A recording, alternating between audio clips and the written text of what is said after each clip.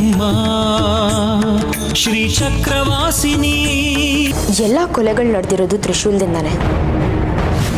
ಅದನ್ನ ನಾವು ಕಾನೂನು ರೀತಿಯಿಂದ ವಶಪಡಿಸ್ಕೊಂಡು ತ್ರಿಶೂಲಂ ಕೊಡೋದಕ್ಕೆ ಶಾಸ್ತ್ರಿಗಳು ಒಪ್ತಿಲ್ವಲ್ಲ ಮೇಡಮ್. ಕಾನೂನು ರೀತಿಯಿಂದ ನಮ್ಮ ದೇವಸ್ಥಾನಕ್ಕೆ ಒಂದು ನೋಟಿಸ್ ಕಳಿಸಿ. ಮುಂದಿನ ನಾನು ನೋಡ್ಕೋತೀನಿ. ಇವತ್ತೇನು ನೀನು ಬಂದಿದ್ಯಾ? ನಮ್ಮಪ್ಪಂಗೆ ತೀರಾ ಹುಷಾರಿಲ್ಲ, ತುಂಬಾ ಹೊತ್ತು ಕೂತ್ಕೊಳ್ಳೋಕ್ಕಾಗಲ್ಲ. ಬಂಗಾರಿಯವ್ರ ಹತ್ರ ಹೇಗಾದ್ರೂ ಮಾಡಿ ವಿಚಾರಿಸ್ಬೇಕಲ್ಲ.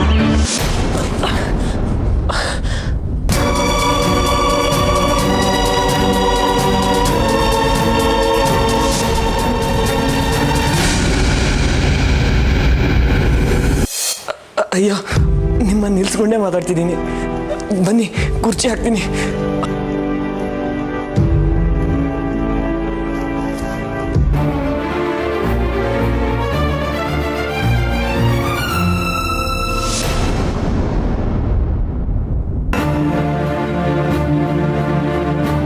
ಹುಷಾರು.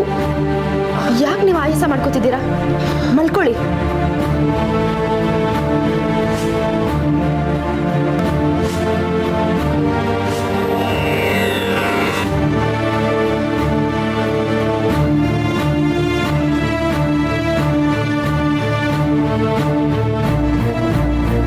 ಅಯ್ಯೋ ಅಯ್ಯೋ ಅಯ್ಯೋ, ಯಾರು ಇಲ್ದಿರೋ ಸಮಯ ನೋಡ್ಕೊಂಡೆ ನುಗ್ಬಿಡ್ತೀರಲ್ರಿ. ನಿಮ್ಗೇನು ಹೊತ್ತು ಗೊತ್ತು ಇಲ್ವಾ? ನಾನು ನಿಮಗೆ ಅವತ್ತೇ ಹೇಳಿದ್ದೀನಿ ತಾನೆ, ಇವನನ್ನ ನಾನು. ಕಲ್ಯಾಣಿ, ಅವರು ಬೀಳೋದ್ರಲ್ಲಿದ್ರು, ಅದಕ್ಕೆ ನಾನು ಆಶ್ರಯ ಆಗಿಟ್ಕೊಂಡೆ ಅಷ್ಟೇ. ಆಹಾ, ಆಸರೆ ಅಂತೆ ಆಸರೆ. ಬೆಕ್ಕು ಕಣ್ಮುಚ್ಕೊಂಡು ಹಾಲು ಕುಡಿದ್ರೆ ಪ್ರಪಂಚಕ್ಕೆ ಗೊತ್ತಾಗಲ್ಲ ಅನ್ಕೊಳ್ಳುತ್ತೆ, ಆದ್ರೆ ನಮ್ ಕಣ್ಣೇನ್ ಕುರುಡಲ್ಲ. ಕಲ್ಯಾಣಿ, ನೀನ್ ತಪ್ಪು ತಿಳ್ಕೊಂಡಿದ್ಯಾ? ಯಾಕಮ್ಮ ಕಲ್ಯಾಣಿ ಅವ್ರಿಗೆ ಬೈತಿದ್ಯಾ? ನಾನು ಬೀಳೋದ್ರಲ್ಲಿದ್ದೆ, ಅವ್ರು ಬಂದು ಹಿಡ್ಕೊಂಡ್ರು ಅಷ್ಟೇ. ಹಿರಣ್ಮೈ ಅಂಗಡಿ ನೋಡ್ಕೋತಿದ್ಲಲ್ಲ, ಅಪ್ಪಂಗೆ ಹುಷಾರಿಲ್ಲ ಅಂತ ಹೇಳಿದ್ಲು. ಮನ್ಸೇ ತಡಿಲಿಲ್ಲ, ಅದಕ್ಕೆ ನೀನು ನೋಡ್ಕೊಂಡು ಹೋಗೋಣ ಅಂತ ಬಂದೆ. ಅದು ಅಲ್ದಿರ ದಾರಿಲಿ ಶೇಖರಣ್ಣ ಸಿಕ್ಕಿದ್ರು. ಅವರೇ ಹೇಳಿದ್ದು ಗಂಜಿ ಮಾಡಿಟ್ಟಿದ್ದೀನಿ ಕುಡಿಸ್ಬಿಡು ಅಂತ. ಅದಕ್ಕೆ ಗಂಜಿ ಕುಡ್ಸೋಗೋಣ ಅಂತ ಬಂದಿದ್ದು. ಗಂಜಿ ನಾನು ಕುಡ್ಕೋತೀನಿ, ನೀ ಹೋಗು. ನಾನು ಹೋಗಿ ತಗೊಂಡ್ಬರ್ತೀನಿ. ಏನು ಬೇಕಾಗಿಲ್ಲ, ಆ ಕೆಲಸ ನನಗೆ ಹೇಳಿರೋದು, ನಾನೇ ಮಾಡ್ತೀನಿ.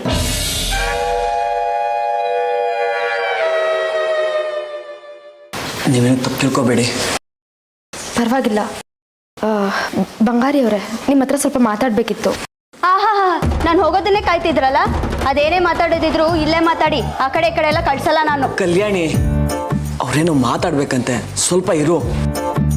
ನೀವು ಹೇಳಿ. ಅದು ದೇವಸ್ಥಾನಕ್ಕೆ ಸಂಬಂಧಪಟ್ಟಿರೋ ವಿಷಯ. ಸ್ವಲ್ಪ ಬೇರೆ ಕಡೆ. ಅವನಿಗೆ ಹುಷಾರಿಲ್ಲ, ಎದ್ದು ಬರೋದಕ್ಕೂ ಕಷ್ಟ. ನಾನೇ ಹೋಗ್ತೀನಿ. ಅದೇನು ಮಾತಾಡ್ಕೋಬೇಕೋ ಮಾತಾಡ್ಕೊಳ್ಳಿ.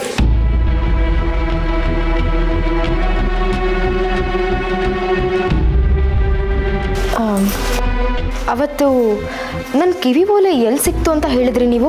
ಅವತ್ತೇ ಹೇಳದ್ನಲ್ಲ, ಉಗ್ರಾಣದ ಮುಂದೆ. ಅವತ್ತು ಹೇಳಿದ್ರಿ. ನಾನು ಉಗ್ರಾಣದ ಹತ್ರ ಹೋಗೇ ಇರಲಿಲ್ಲ. ಅದು ನಿಮಗೆ ಹೇಗಲ್ಲಿ ಸಿಕ್ತು ಅಂತ ನನ್ನ ತಲೆಯಲ್ಲಿ ಕೊರಿತಿತ್ತು. ಅದಕ್ಕೆ ಅದರ ಬಗ್ಗೆ ಖಚಿತಪಡಿಸ್ಕೊಂಡು ಹೋಗೋಣ ಅಂತ ಇವತ್ತು ಬಂದೆ.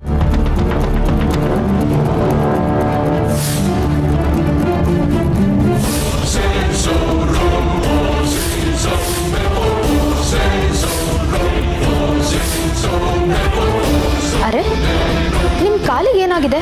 ಏನಾಗಿದೆ?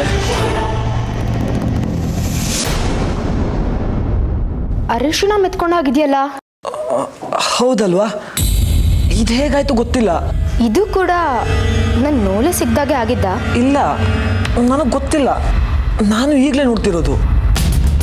ನಿಮ್ಮಿಬ್ರು ಭಾಷಣ ಮುಗೀತಾ? ಇನ್ನೂ ಇಲ್ವಾ? ಆಯಿತು, ನಾನು ನಿಮ್ಮ ಹತ್ರ ದೇವಸ್ಥಾನದಲ್ಲಿ ಮಾತಾಡ್ತೀನಿ.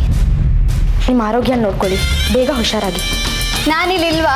ನಾನು ಅವನನ್ನು ಚೆನ್ನಾಗೇ ನೋಡ್ಕೋತೀನಿ, ಅವ್ನು ಬೇಗನೆ ಹುಷಾರಾಗ್ತಾನೆ. ನೀವೇನು ಹೊರಡಿ.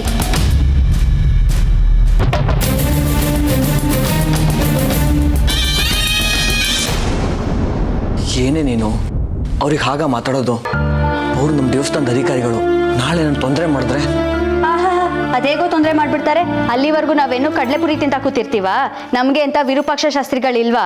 ಇವರು ದೇವಸ್ಥಾನಕ್ಕೆ ಅಧಿಕಾರಿಗಳಿರ್ಬೋದು, ನಮಗಲ್ಲ. ನೀನೇನು ಅವ್ರನ್ನ ವಹಿಸ್ಕೊಂಡು ಬರೋದು ಬೇಡ, ತೆಪ್ಪಕ್ಕೆ ಕೂತ್ಕೋ, ಗಂಜಿ ತಗೊಂಡು ಬರ್ತೀನಿ.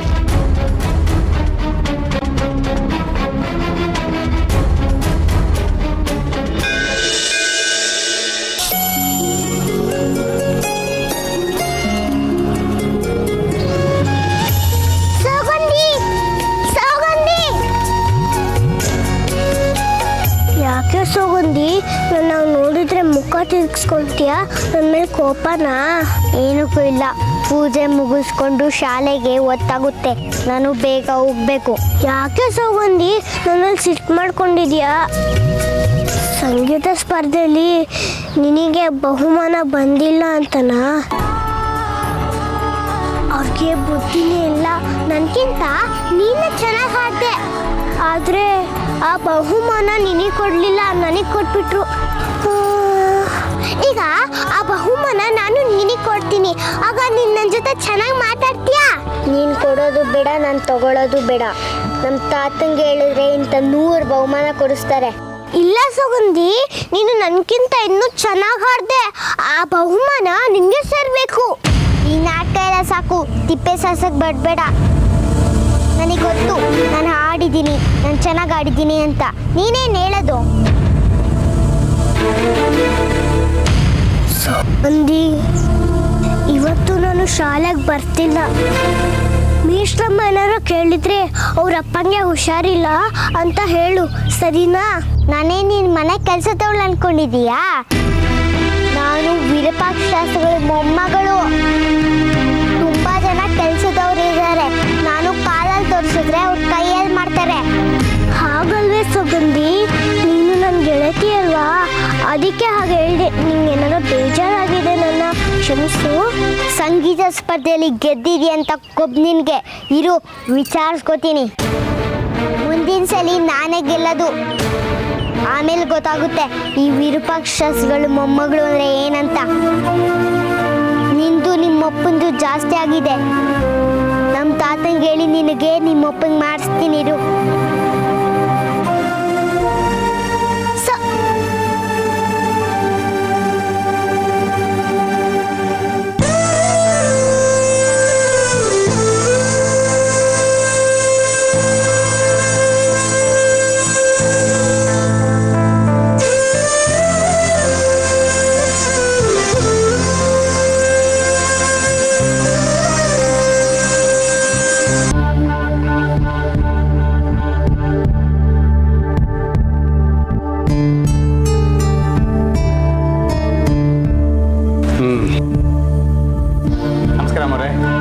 ನಮಸ್ಕಾರ. ಮತ್ತೆ ಏನಂತಾರೆ ದೇವಸ್ಥಾನದ ಕೆಲಸ ಅದೆಲ್ಲ? ಪರವಾಗಿಲ್ಲ. ಏನು ಬಂದಿರೋ ವಿಷಯ? ಓ, ಅದನ್ನೇ ಮಾಡ್ಕೊ. ಅದು ನಿಮ್ಗೊಂದು ಪತ್ರ ಬಂದಿದೆ. ಎಲ್ಲಿಂದ? ಮುಜರಾಯಿ ಇಲಾಖೆಯಿಂದ.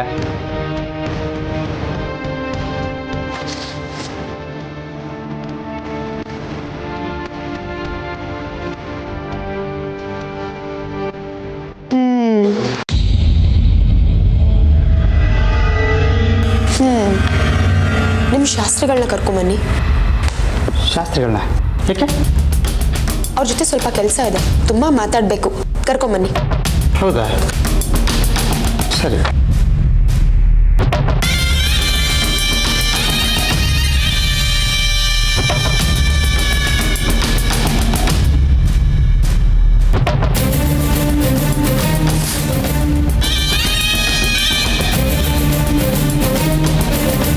ಶಾಸ್ತ್ರಿಗಳೇ, ಇಷ್ಟು ದಿವಸ ನಾನು ಆಡಿದ್ದೆ ಆಟ. ನಾನೇ ಕಾನೂನು ಅಂತ ಹೆದರಿಸ್ತಾ ಇದ್ರಲ್ವಾ, ಈ ಮುಂದೆ ಇದೆ ನೋಡಿ ಆಟ.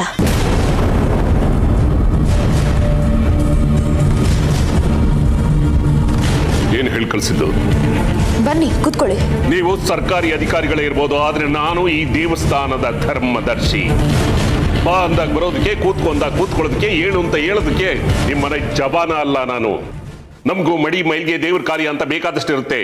ಮತ್ತೆ ತುರ್ತಿದ್ರೆ ನೀವೇ ಒಂದು ಹೆಜ್ಜೆ ಅಲ್ಲಿಗೆ ಬರ್ಬೋದಾಗಿತ್ತಲ್ವಾ? ನನಗೆ ಮಾಡೋದಕ್ಕೆ ಬೇಕಾದಷ್ಟು ಕೆಲಸಗಳಿದೆ. ಇನ್ನು ಚಿಕ್ಕ ವಯಸ್ಸು, ನಿಮ್ಗೆ ಅರ್ಥ ಆಗೋದಿಲ್ಲ. ಏನಾದ್ರೂ ಇದ್ರೆ ಅಲ್ಲೇ ಬಂದು ಹೇಳಿ. ಶಾಸ್ತ್ರಿಗಳೇ, ಒಂದು ನಿಮಿಷ ಕ್ಷಮಿಸಿ.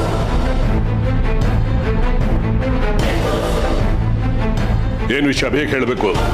ನೀವು ದೊಡ್ಡವರು, ನಿಮ್ಮ ಹಿರಿತನಕ್ಕೆ ಗೌರವ ಕೊಡೋದು ನನ್ನ ಕರ್ತವ್ಯ. ಅದಕ್ಕೆ ನಾನೇ ಎದ್ದು ನಿಂತು ಮಾತಾಡ್ಸಿದ್ದೀನಲ್ವಾ. ಮೇಲಿನ ಅಧಿಕಾರಿಗಳಿಂದ ನಿಮಗೆ ಆದೇಶದ ಪತ್ರ ಬಂದಿದೆ ನೋಡಿ. ಯಾರ್ಯಾರು ಮುಟ್ಟಿರ್ತಾರೆ, ಮೈಲ್ಗೆ ಆಗಿರುತ್ತೆ. ನಾನು ಮಡಿಲಿದ್ದೀನಿ, ನೀವೇ ಓದ್ ಹೇಳಿ.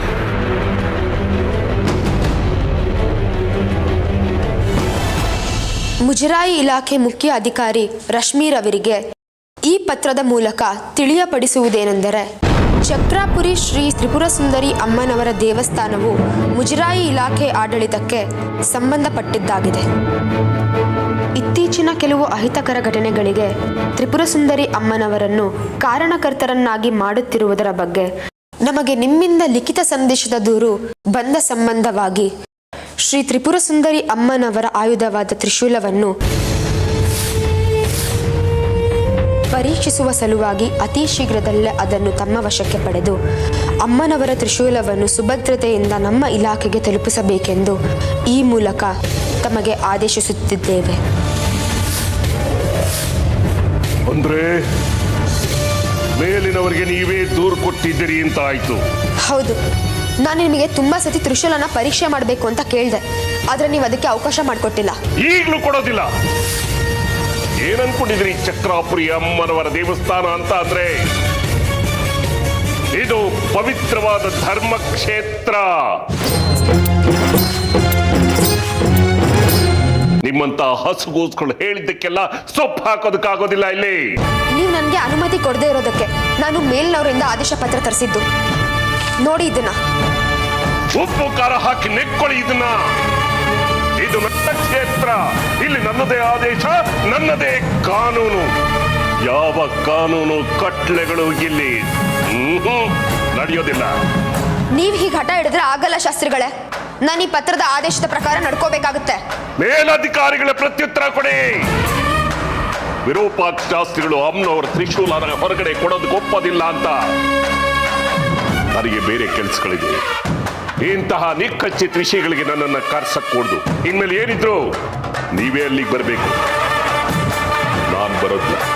ಇದು ನನ್ನ ಕರ್ತವ್ಯ, ನನ್ನ ಕೆಲಸ ನಾನು ಮಾಡ್ತಿದ್ದೀನಿ. ನಾನು ದೇವಸ್ಥಾನದ ಧರ್ಮಾಧಿಕಾರಿ. ನಾನು ಹೇಳ್ದಾಗ ಮಾಡಿ ಅಷ್ಟೇ. ನೀವು ಹೇಳ್ದಾಗ ಮಾಡೋದಕ್ಕೆ ನೀವು ನನಗೆ ಸಂಬಳ ಕೊಡ್ತಿಲ್ಲ, ಸರ್ಕಾರ ಕೊಡ್ತಿರೋದು. ಬಿಟ್ರೆ ಮಾತಾಡ್ತಾನೆ ಇರ್ತೀರಾ. ಶಾಸ್ತ್ರಿಗಳೇ, ಏನ್ ಮಾಡ್ತಿದ್ದೀರಾ? ಬಿಡಿ ಶಾಸ್ತ್ರಿಗಳೇ, ಏನ್ ಮಾಡ್ತಿದ್ದೀರಾ? ಬಾಯಿ ಮುಚ್ಕೊಂಡು ಬರ್ಬೇಕು. ಬಿಡಿ, ನನ್ನ ಕೈ ಬಿಡಿ ಶಾಸ್ತ್ರಿಗಳೇ, ಬಿಡಿ ಶಾಸ್ತ್ರಿಗಳೇ. ಸರ್ಕಾರದ ಅಧಿಕಾರಿನ ಈ ರೀತಿ ಅವಮಾನ ಮಾಡಿ ತಪ್ಪು ಮಾಡ್ತಿದ್ದೀರಾ. ಬಿಡಿ ಶಾಸ್ತ್ರಿಗಳೇ, ಶಾಸ್ತ್ರಿಗಳೇ.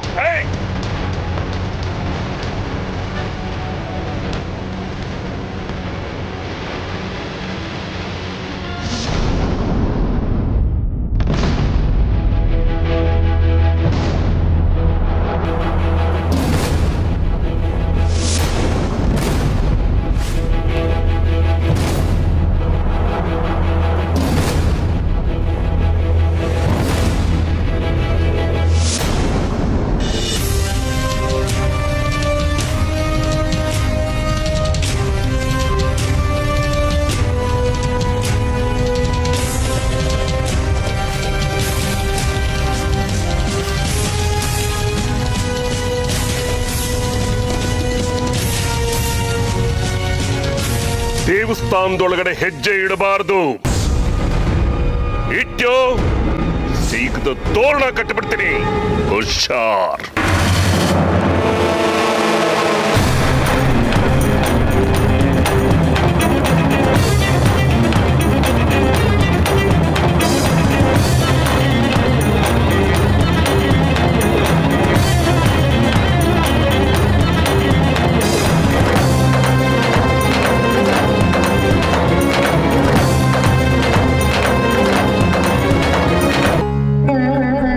ಏನು ಸೀತಾಲಕ್ಷ್ಮಿ, ಇವತ್ತು ಪೂಜೆ ಭಾರಿ ಜೋರಾಗಿ ನಡೀತಾ ಇದೆ, ಇನ್ನೂ ಮುಗಿದೇ ಇಲ್ಲ. ಹೌದು, ಸಂಗೀತಕ್ಕೆ ಯಾರು ಮಕ್ಕಳು ಬರಲೇ ಇಲ್ಲ ಇನ್ನೂ. ಬರ್ತಾರ್ರಿ, ಅವ್ರು ಬರೋ ಅಷ್ಟೊತ್ತಿಗೆ ನಾನು ಪೂಜೆ ಮುಗಿಸ್ಬಿಡೋಣ ಅಂತ. ಯಾರಿದ್ರ ಒಳಗೆ? ನೀವೇ ಹೊರಗೆ ಬರ್ತೀರಾ ಇಲ್ಲ ನಾನು ಬರಲ್ಲ ಒಳಕ್ಕೆ?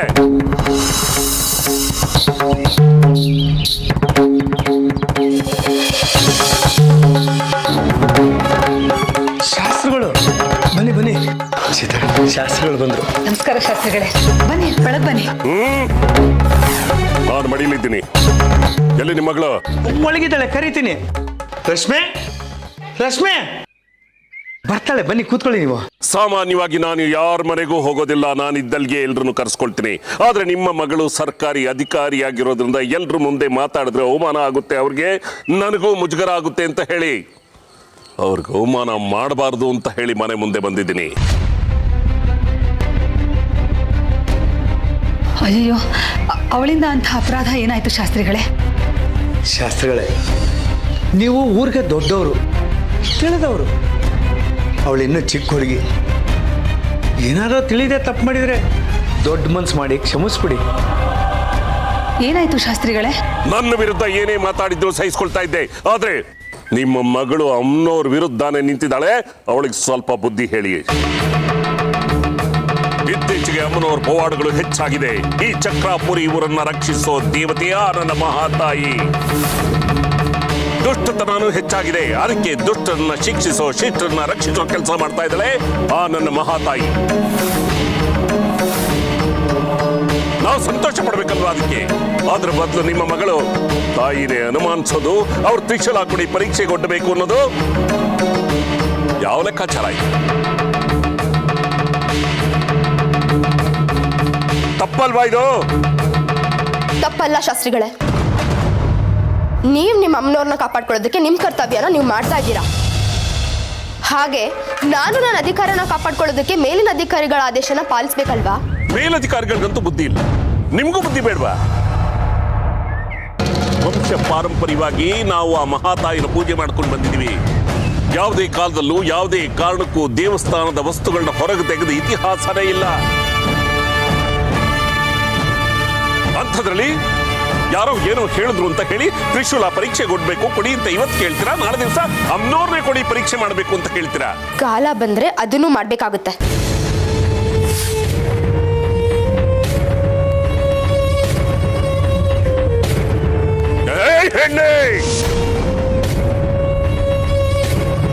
ನಾನು ಯಾರು, ನಾನು ಏನು ಅಂತ ನೀನು ಇನ್ನೂ ಪರಿಚಯ ಇಲ್ಲ. ಈ ಸುತ್ತ ಇರೋ 10 ಊರವ್ರನ್ನು ಒಂದ್ಸರಿ ವಿಚಾರಿಸ್ಕೋ. ನಾನು ದೇವರು. ಒಂದು ವೇಳೆ ಅಮ್ಮನವ್ರು ಬೇಕಾದ್ರೂ ನಿನ್ನನ್ನು ಕ್ಷಮಿಸ್ಬಿಡಬಹುದು.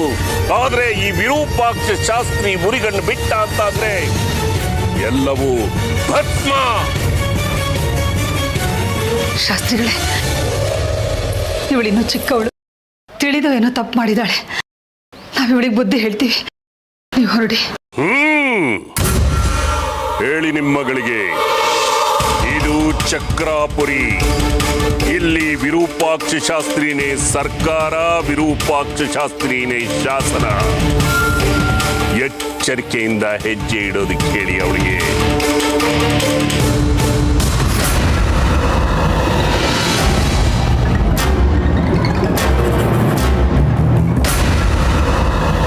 ಏನೇ ಬಂಡೆಗಲ್ಲಿಗೆ ತಲೆ ಕೊಡ್ಬೇಕು ಅನ್ಕೊಂಡಿದೀಯಾ? ನೋಡಮ್ಮ, ಅವರು ದೊಡ್ಡವರು, ಈ ಊರನ್ನ ಆಳ್ತಾ ಇರೋರು. ಹೊಸ್ದಾಗಿ ನಾವು ಬಂದಿರೋರು, ನಮಗೆ ಯಾಕಮ್ಮ ಈ ಊರಿನ ಉಸಾಬರಿ? ರಶ್ಮಿ, ಈಗಲೂ ಕಾಲ ಮಿಂಚಿಲ್ಲ ಕಣೆ. ನಮ್ಮೂರಿಗೆ ವರ್ಗಾವಣೆ ಮಾಡಿಸ್ಕೊಂಡ್ಬಿಡೋಣ. ನಾನು ಸಂಗೀತ ಪಾಠ ಹೇಳಿ ಸಂಪಾದನೆ ಮಾಡ್ತೀನಿ. ಅಷ್ಟು ಸಾಕು ನಮ್ಮ ಸಂಸಾರಕ್ಕೆ. ಊರಿಗೆ ಹೋಗೋಣ ನಡಿ. ನೋಡಮ್ಮ, ಸಂಗೀತದ ಪಾಠದ ಜೊತೆ ಇನ್ನೂ 4-6 ಕಡೆ ಲೆಕ್ಕ ಬರೆದು ನಾನು ಸಂಪಾದನೆ ಮಾಡ್ತೀನಿ. ಹೇಗೋ ಜೀವನ ನಡೆಯುತ್ತೆ. ಇಂಥವ್ರ ವೈರತ್ವ ಕಟ್ಕೊಂಡು ಹೇಗಮ್ಮ ಬಾಳೋದು? ಅಪ್ಪ ಅಮ್ಮ, ನಾನು ಈ ಕೆಲ್ಸಕ್ಕೆ ಸೇರ್ಕೊಂಡಿರೋದು ಇಂಥವ್ರಿಗೆಲ್ಲ ಹೆದರ್ಕೊಳ್ಳೋದಕ್ಕಲ್ಲ. ನೋಡಿ, ನಿಮ್ಗೆ ಇಷ್ಟ ಆದರೆ ಇರಿ, ಕಷ್ಟ ಆದರೆ ಹೊರಡಿ. ನಾನು ನನ್ನ ಕೆಲಸನ ನಿಲ್ಲಿಸಲ್ಲ. ಕೊಲೆಗಾರರನ್ನು ಹಿಡಿಯೋವರೆಗೂ ನಾನು ಈ ಕೆಲಸನ ನಿಲ್ಲಿಸಲ್ಲ ಅಷ್ಟೇ. ರಶ್ಮಿ,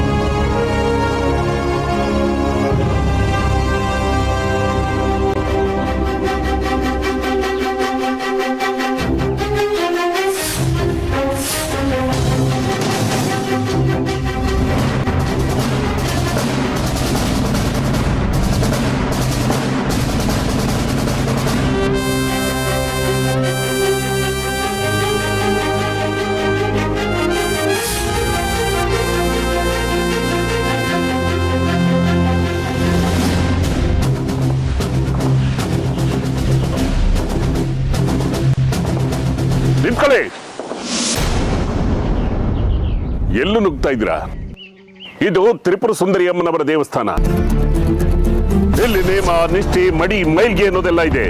ಹೀಗೆ ಕಾಕಿ ಬಟ್ಟೆ ಹಾಕೊಂಡು ಮೂಡ್ಸ್ ಕಾಲ್ನಲ್ಲಿ ಎಲ್ಲಿ ಅಂದ್ರೆ ಅಲ್ಲಿ ಒಳಗಡೆ ನುಗ್ಬಹುದು ಅಂತ ತಿಳ್ಕೊಂಬಿಟ್ರ? ಸಾಧ್ಯ ಇಲ್ಲ. ಒಳಗಡೆ ಯಾರು ಹೋಗೋ ಆಗಿಲ್ಲ. ಹೋಗಿ ಎಲ್ಲ ಅಲ್ಲಿಂದ ಆಚೆ.